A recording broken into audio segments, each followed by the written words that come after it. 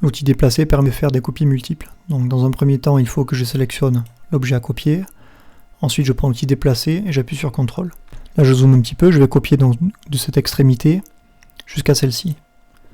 Je dézoome un petit peu. Et ici, sur la droite, je vais taper multiplié par 10. J'appuie sur Entrée. Donc j'ai une copie de cet exemplaire jusqu'à celui-ci, multiplié par 10. Donc j'en ai 11 au total. Je reviens en arrière. Je sélectionne à nouveau ma pièce, déplacer, CTRL pour copier, toujours de ce point-là, à ici, je dézoome un peu, multiplier par 10, et comme tout à l'heure, ça me multiplie donc par 10, mais en respectant l'espace entre chaque.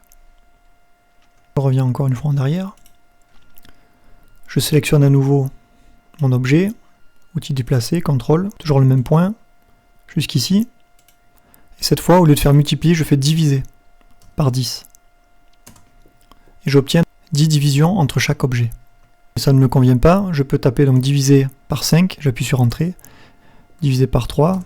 Je peux modifier à volonté tant que je ne change pas d'outil. C'était valable aussi tout à l'heure pour les multiplier. Je peux multiplier par 10, si ça ne me convenait pas, j'aurais pu multiplier par 3, par 20, etc. Donc un autre exemple ici pour les surfaces planes. Même principe, CTRL, d'ici à ici, donc je multiplie par 5, j'appuie sur Entrée. Si ça ne me convient pas, donc c'est ce que je vous ai dit tout à l'heure, je multiplie donc par 3. Je reviens en arrière. Même principe que tout à l'heure aussi, je sélectionne, déplacer, CTRL, de là à là, diviser par 5.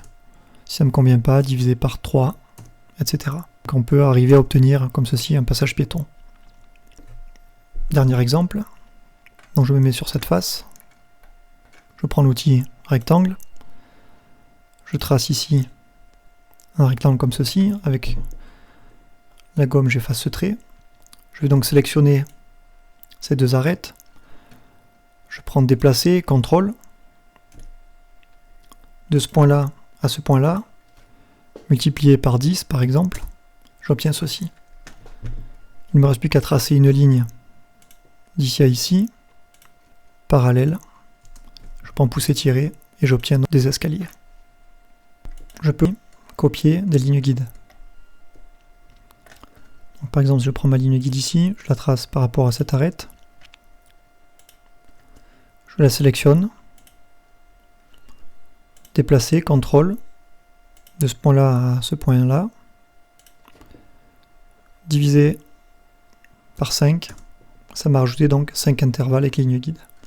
Je reviens en arrière comme tout à l'heure, donc je sélectionne la ligne guide, déplacer, CTRL, de ce point-là à ce point-là, multiplier donc par 8, j'appuie sur Entrée, ça me copie 8 fois la ligne.